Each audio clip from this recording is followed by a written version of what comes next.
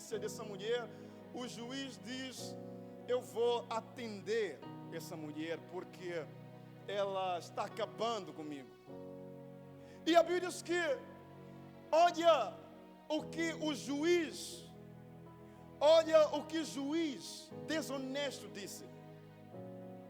Se um juiz que é desonesto foi capaz de fazer justiça para uma viúva, será que Deus não fará justiça ao seu povo que clama dia e noite? Proponho como tema nessa noite para compartilhar com os eleitos: Deus me fará justiça. Escreva isso que é muito importante. Diga: Deus me fará justiça. Sim, levante suas mãos comigo, diga: Deus me fará justiça. Diga: Deus me fará justiça. Não importa qual seja a injustiça que você esteja vivendo agora, eu vim aqui para afirmar, para declarar que Deus te fará justiça. Se um juiz desonesto pode fazer justiça a uma viúva que não tinha voz na sociedade, quanto mais Deus? Quanto mais Deus fará justiça? Talvez a sua história se assemelhe com a história dessa viúva. Talvez você esteja vivendo as injustiças da vida, ou você esteja vivendo na vergonha ou na grande humilhação. Talvez você precise entender o que é injustiça.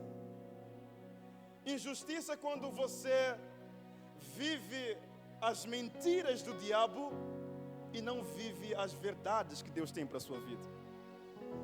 Injustiça é quando você não vive aquilo que é consistente com vida, planos, propósitos, provisão e vontade de Deus para a sua vida. Você não está usufruindo da justiça de Deus. Quando você não vive aquilo que por Jesus, por Deus, foi conquistado para você, você está vivendo uma injustiça. Quando a sua vida não manifesta os frutos do Espírito Santo, amor, paz, longanimidade, tudo demais, que Gálatas 5:19 faz menção, você ainda não começou a viver a justiça de Deus. Quando você vive as mentiras do diabo e não as verdades de Deus, você está vivendo uma injustiça. Porque todo plano que o diabo tem para com sua vida consiste em destruição. E se você consegue enxergar sua vida caminhando para a destruição, significa que você está em uma injustiça, porque Jesus morreu para que você tivesse vida em abundância. Diga: Deus me fará justiça. Diga: Deus me fará justiça. Qual é seu caso? Qual é o seu problema? O que os seus adversários dizem contra a sua vida? O que os seus adversários dizem ao seu respeito? Eu vim te lembrar que Deus te fará justiça.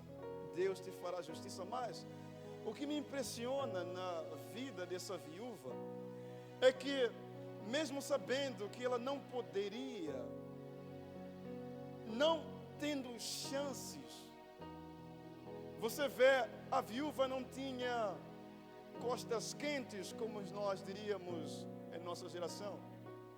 Ela não tinha padrinhos que poderiam ajudá-la a ultrapassar a sua situação. E o juiz desonesto não fez justiça porque ela necessitava de justiça. O juiz fez justiça porque ele não queria ser incomodado. É por essa razão que a Bíblia diz que ele é um juiz desonesto. Mas o que me impressiona é que essa mulher não parava.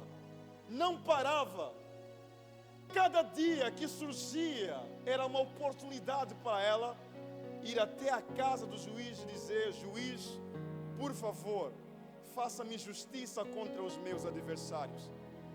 Aqui está o grande problema de muitos irmãos aqui presentes.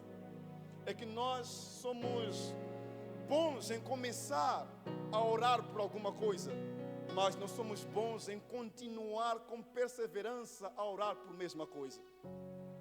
Alguém me ouve nessa noite?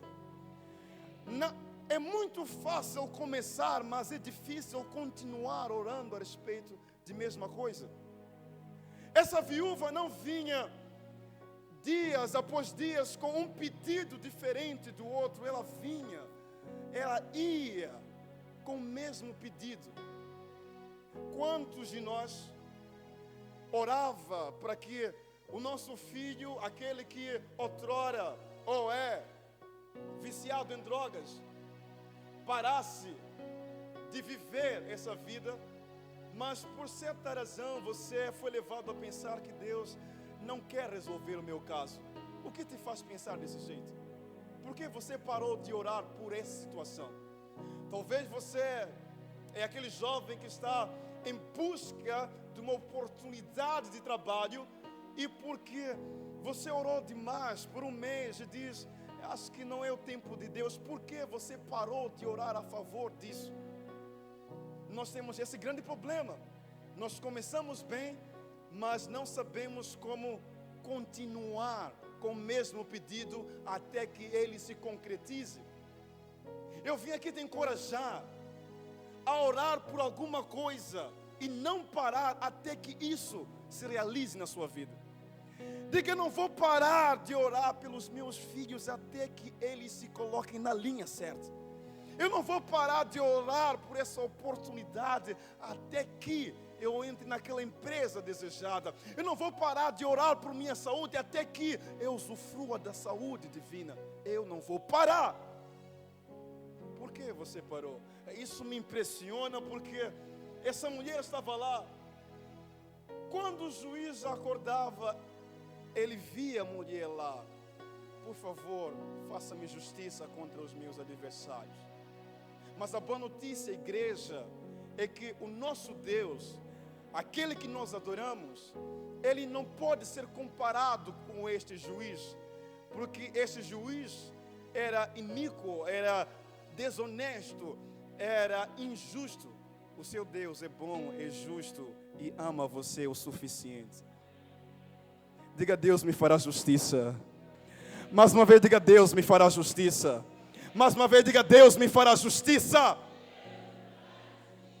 Você vai sair dessa. Deus te fará justiça. Deus te fará justiça. Mas esse é o fato, aqui está o ponto. Deus não vacila, Deus não falha, Deus não muda. Ele nos fará justiça. A minha questão é: a quem Ele fará justiça? Será que Ele fará justiça a todos nós? Ou existe um grupo de pessoas em quem Ele faz justiça e outros não? A quem Deus faz justiça? Escreva isso, que agora vamos começar a pregar. A quem Deus fará justiça? Essa é a grande questão. A quem Deus fará justiça? A quem Deus fará justiça? A quem Deus fará justiça? Ponto número 1. Deus fará justiça às pessoas persistentes. Deus fará justiça a pessoas perseverantes. Deus fará justiça a pessoas consistentes. Alguém me ouve nessa noite? Deus fará justiça a pessoas persistentes. Persistência. Aqueles que nunca desistem. Deus fará justiça a pessoas persistentes. Você vê o que seria de Ana se ela não fosse persistente na oração. O que seria dela? Todos os anos, em janeiro, estava lá o seu marido, com duas esposas. Uma podia conceber e a outra não podia. E essa que não podia conceber é a nossa irmã Ana. E estavam lá indo para o templo, oferecer a Deus holocausto, sacrifício, adorar a Deus.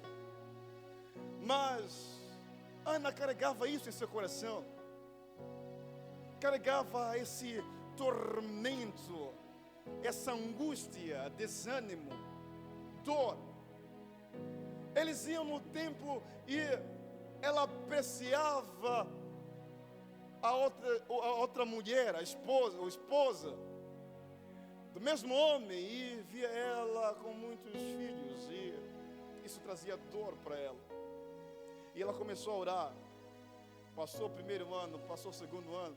Ela começou a orar de tal maneira que o sacerdote olhou para ela e disse: mulher, você está embriagada? Você bebe vinho, depois vem para o templo santo? Ela disse: Senhor, eu não estou embriagada, eu não estou bêbada. Eu oro dessa maneira porque eu carrego grande amargura. Eu quero que Deus me faça justiça. E diz a Bíblia, aí vem Ana, primeiro filho, quem foi? Profeta. Grande bênção, profeta Samuel. E até hoje nós temos primeira, segunda de Samuel, por causa de uma mulher que era persistente na oração. É por essa razão que eu digo, não pare de orar. Não pare de orar por si mesmo, não pare de orar por sua família, não pare de orar principalmente pelos seus filhos. Porque eles podem ser muito mais do que você é agora, se você orar por eles.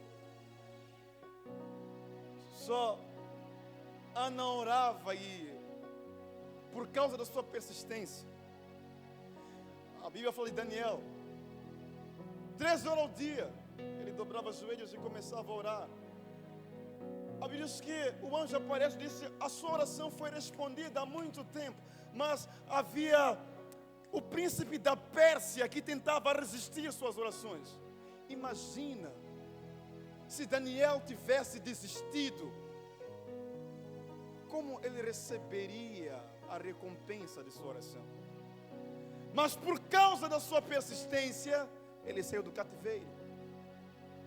A Bíblia fala de Sadraque, Mesaque e Abednego. Estavam eles firmes diante da estátua. Disseram: eu não vou me dobrar, nós não iremos nos dobrar. E o rei diz: eu vos darei mais uma chance. Essa é a última oportunidade. Ai de vocês, se não se dobrarem, todos vocês serão mortos, serão jogados na fornalha de fogo ardente. E eles mesmo assim persistiram. E sabe o que aconteceu? Depois deles serem jogados na fornalha, Deus estava lá para garantir que eles não fossem consumidos. Deus fará justiça a pessoas persistentes. Deus estava lá na fornalha. O que diremos nós do cego Bartimeu? Em Jericó ele ouve falar que o Senhor Jesus está passando por aqui. Jesus está passando por aqui. E ele grita: Jesus, filho de Davi, tenha pena de mim. Algumas versões em outras dizem: tenha misericórdia. E a multidão dizia: cala-te, ó Bartimeu, não incomode o mestre. E quanto mais o repreendiam, tanto mais ele clamava. O que é isso? Persistência. E Jesus para tudo. Jesus para a multidão, para todos. E diz: eu quero aquele homem. Chamem aquele homem. E os mesmos que o repreendiam disseram: alegre-te, coragem, bem-aventurado rapaz, o mestre te chama. E lá vai Bartimeu, ele joga a capa fora. E Jesus pergunta: o que tu queres que eu faça? Ele diz: eu quero enxergar. E a partir daquele momento, Jesus diz: seja feito segundo a sua fé. Porque você creu, assim será feito. Não é possível ter fé e não ser persistente. Só Aqui está Bartimeu colhendo o resultado da sua persistência. Você pode conferir em Marcos 10, versículo 40, a mais adiante. Aqui está Bartimeu alcançando justiça. Diga: Deus me fará justiça. Mais uma vez, diga: Deus me fará justiça. Mais uma vez, diga: Deus me fará justiça. Deus te fará justiça. Deus te fará justiça.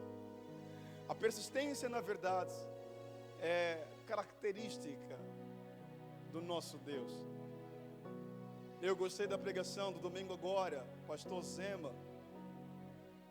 Alguém compartilhava comigo no domingo e dizia: pastor Zema falou muito consigo. E ele falava do homem de tanque de Betesda, dos 38 anos. Persistência. 38 anos, eu não saio daqui até ver o resultado, até receber a cura. E nós conhecemos o historial. Foi localizado pela graça, e aquele que ficou 38 anos no mesmo lugar foi transformado.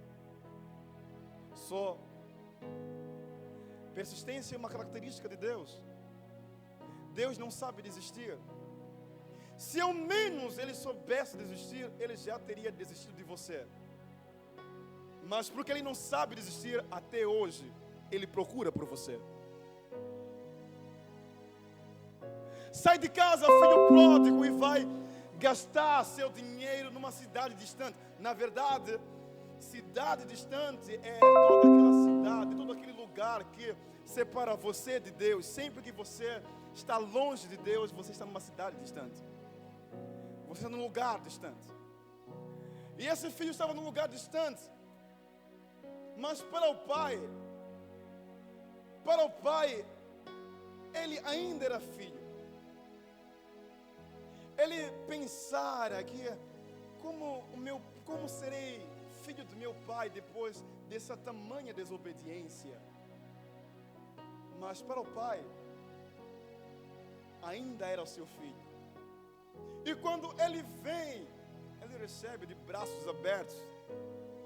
Vem para cá, filho amado. E deu a ele um banquete. Deu a ele um grande banquete, uma grande festa. Sabe por quê? Porque a persistência também faz parte da característica de Deus. Deus não sabe desistir de você. Deus não sabe. É um tema que eu estou a escrever agora há pouco. Eu vou trazer aqui na próxima quarta, se tudo der certo. Deus nunca desiste de você. Nunca. E a questão é por que você está desistindo de você mesmo, está desistindo das pessoas que você ama. Por que, se Deus não desiste de você? Ele é persistente. Ele é um Deus bom, que não desiste de você. Não desiste de você. E segundo ponto, Deus fará justiça a pessoas determinadas. Escreve isso que é muito importante. A pessoas determinadas. Pessoas determinadas são pessoas que sabem o que querem na vida. Ele fará justiça a pessoas determinadas. Qual é a sua determinação? O que você quer alcançar da parte de Deus? O que você espera da parte de Deus? Eu quero ver. Veja.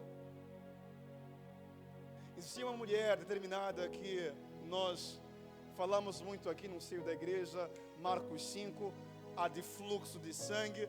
Você vê, ela dizia consigo mesma: se eu tão somente tocar nele, na orla do seu vestido, eu ficarei curado, eu ficarei são. E lá vai ela, não se importando com a multidão. Pessoas com hemorragia não podiam permanecer em locais com muita gente, em locais com multidão, não podiam. Isso fazia parte da lei mosaica. Eram pessoas impuras, não podiam. pessoas com hemorragia deviam ficar isoladas, mas essa mulher vai ao encontro de Jesus mesmo assim. O que levou ela até lá? A determinação. Ela dizia: se eu tão somente tocar, se eu tão somente tocar. Lá havia multidão apertando ela. Ela dizia: se eu tão somente tocar nele. Determinação. Qual é a sua determinação? O que você quer na vida? Qual é a sua determinação? E temos graça nós, porque a Bíblia diz que determinando tu algum negócio, ser-te-á firme e a luz brilhará em seus caminhos. Qual é a sua determinação? Qual é a sua determinação? Isso é muito importante. Deus fará justiça a pessoas determinadas. Pessoas determinadas. Pessoas que sabem o que quer. Hoje é meu dia. Hoje é meu dia, dizia aquela mulher, e ela alcançou. Agora vamos ao segundo ou terceiro. É o quarto. É o terceiro ponto. Deus fará justiça a pessoas pacientes. Diga comigo: paciência. Diga paciência. Olha para o seu irmão, diga paciência. Olha para o seu irmão, diga paciência. Há pessoas pacientes. Temos problemas com esse negócio de paciência. Eu, em particular, também tenho problemas com esse negócio. Mas Ele fará justiça a pessoas pacientes. Você vê, Deus chama Abraão, 75 anos de idade, sai da sua terra, e Ele promete lhe dar multidões, nações. Mas a Bíblia diz que Ele só tocou o seu filho quando tinha 100 anos. 75, 80, 90, 100 anos. Ele tocou a promessa, tocou Isaac. Todo esse tempo. Mas sabe o que caracteriza esse homem? É a capacidade de ser paciente, de ser cheio de fé. Pessoas diziam: não, Abraão, isso não vai dar certo. Sara não pode lhe dar filho. Deus mentiu para você. Ele dizia: Ele é fiel, aquele que me chamou é fiel e Ele também o fará. Aquele que me chamou não sabe decepcionar. Ele vai cumprir a sua palavra na minha vida, não importa o tempo que passe. Não, Abraão, a sua idade. Oh, Abraão estava dando glória a Deus, mesmo sabendo. A Bíblia diz que contra toda esperança, em esperança, Abraão creu. Isso é incrível. Contra toda esperança, em esperança, Abraão creu. Duas esperanças, dois sentidos diferentes. Dois significados diferentes. Contra toda esperança, Abraão, em esperança, creu. Uau! Como está seu nível de paciência? Nós queremos a manifestação agora. É por essa razão que nós somos perseverantes na oração. Nós queremos orar agora, sim, e tudo fica organizado. Não é assim que acontece. Em algum momento as coisas precisam ser difíceis para depois se tornarem fáceis. Alguém me ouve? Alguém me ouve nessa noite? Diga paciência. Olha para alguém e diga paciência. Olha para a irmã, principalmente irmã, diga paciência a você. Vai casar, paciência. Eu estou aqui também à sua espera. Não, camarada, tira essa palavra da confissão. Vamos à palavra de Deus. Paciência. Paciência, isso é muito importante. Vamos a isso. Paciência. Paciência. A Bíblia fala de Lázaro. Havia perdido a vida. E suas irmãs, com muita antecedência, mandaram carta ao Senhor Jesus e disseram: Senhor, seu amigo está doente. E Jesus permanece onde estava por mais de 4 dias. E isso deixou as irmãs revoltadas. E quando Jesus chega ao encontro delas, elas dizem: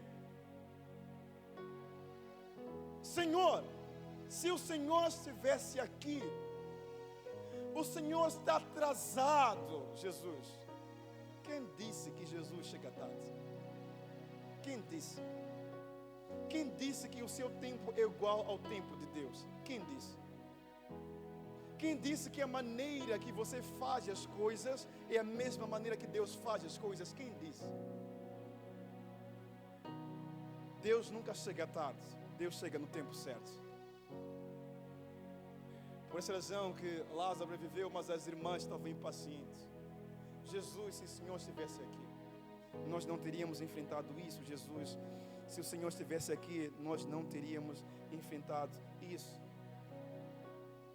Abraão também é um exemplo de paciência. É um exemplo de alguém paciente. As coisas obedecem um processo para acontecer na sua vida. Elas não acontecem daqui para aqui, elas obedecem um processo. Eu comecei a pregar com 14 anos e agora prego em convenções. E nos próximos anos vou pregar em megas igrejas. Eu creio nisso, eu posso ouvir um amém? É um processo. Com 14 anos eu não sabia fazer o que faço agora. É um processo. Paciência contra a esperança. Abraão creu nas promessas de Deus. Quarto ponto, igreja, só correr por conta do tempo. Deus fará justiça a pessoas inconformadas. Não conformadas, inconformadas. Diz a Bíblia: rogo-vos, irmãos, pela compaixão de Deus, que vos apresenteis como sacrifício vivo, santo e agradável a Deus, que é o vosso culto racional. E não vos conformeis com este mundo, mas sedes transformados pela renovação do vosso entendimento, para que experimenteis a boa, perfeita e agradável vontade de Deus. Romanos 12, 1-2. Não vos conformeis com o mundo, mas sede transformados. Pessoas que Deus fará justiça são pessoas inconformadas. São pessoas que não aceitam a sua realidade até que vivam a verdade de Deus para as suas vidas. São pessoas inconformadas. Quantos de nós já se conformou, mas eu ainda não me conformo? Se conformou com essa doença crônica no seu corpo, você diz: não, eu nasci para ser assim. Não pode se conformar com isso. Se conforma com uma vida infeliz e você diz: eu nasci para ser assim. Não se conforme com isso. Eu não me conformo em passar mais de 5 anos a pregar por 50 pessoas. Não me conformo com isso. Não me conformo. Ou a gente cresce, ou a gente não cresce. Eu não me conformo. A Bíblia diz que o crescimento vem de Deus. Deus gosta que as coisas frutifiquem, cresçam. Ele é quem dá crescimento. Eu não me conformo. Eu não me conformo. Eu não me conformo. Diga isso comigo, diga: eu não me conformo. Não se conforme com a sua situação, mas mude a sua situação com o poder da palavra de Deus. Não se conforme. A Bíblia vai falar de um homem, Gideão, o único inconformado naquela comunidade. Antigamente, fala do povo israelita. Depois de grande sofrimento com seus inimigos, amalequitas, todos estavam conformados. Ninguém queria mais agricultura, ninguém ia mais plantar no campo porque estavam conformados. Sempre que eles plantavam alguma coisa, os inimigos vinham e recolhiam tudo quanto eles tinham como colheita. A estabilidade, a necessidade deles de comer era suprido por aquela agricultura, por aqueles campos. Mas o inimigo levava tudo. E decidiram não voltar a plantar, não voltar à vida de agricultura. Mas diz a Bíblia que um homem chamado Gideão em meio à madrugada, quando todos estavam a dormir, ele estava a trabalhar. Ele estava a trabalhar. E Deus aparece. Olha para quem Deus aparece. Deus não aparece para pessoas conformadas. Ele aparece para pessoas inconformadas. Alguém me ouve nessa noite? Deus aparece a pessoas inconformadas. E diz: Gideão, eu sou Deus dos seus antepassados. És quem? Deus dos meus antepassados. E o anjo diz: tu és varão valoroso. Varão o quê? Varão valoroso. Eu, nessa condição, sim, tu és varão valoroso. Vai nessa força, porque eu estou contigo. Diga: Deus é comigo. Não se conforme. Quando Jairo estava a caminhar em direção à sua casa, ele já havia conseguido a atenção de Jesus aqui. Então ele leva Jesus para sua casa para, de alguma forma, alcançar cura para sua filha que estava à beira da morte. E Jairo vai com o Senhor Jesus e toda aquela companhia.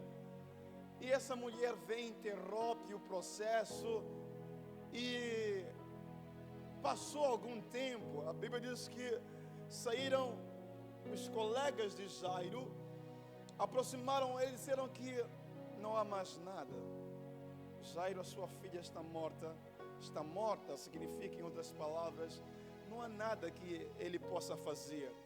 Foi bom sim buscar ajuda, mas agora é a hora da sua limitação.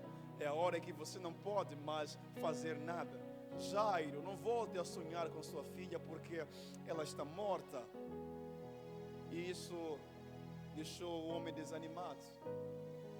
Mas aquele que sabe de todas as coisas, Jesus, olhou para Jairo e disse: não temas, crê somente, a sua filha viverá. Eu não sei o que disseram que está morto na sua vida. Eu vim aqui dizer: crê somente, os seus sonhos vão viver. Crê somente. Inconformado, Jairo não se conforma. E estamos em que ponto agora? Terceiro, quarto, quinto? Quarto. Muito obrigado, senhor Araújo. Você está comigo, único atento na igreja. Só o quarto ponto, igreja, é fé. Diga comigo fé. Diga comigo fé. Diga fé. Fé. Fé, fé, fé. Deus fará justiça a pessoas que têm fé. É por essa razão que, ainda na parábola da viúva, o Senhor Jesus pergunta: se vier o Filho do Homem, por acaso, porventura, achará fé na terra? Será que eu encontrarei pessoas que ainda acreditam, ainda guardam os valores do reino de Deus na terra? Será que ainda acharei fé na terra? Em nossos tempos nós conseguimos enxergar pessoas que já não acreditam em mais nada. E Jesus está preocupado consigo. Porque sem fé é impossível agradar a Deus. É necessário que todos aqueles que nele acreditam, todos aqueles que nele crê, saibam que ele é justo e galardoador daqueles que o buscam. Sem fé é impossível. O justo viverá pela fé. Se ele recuar, a minha alma não tem prazer nele. Hebreus 10, 38. Hebreus 10, 38. Onde está a sua fé? Se porventura vier o Filho do Homem, achará fé na terra? Essa é a questão que Jesus faz a mim e a você. Será que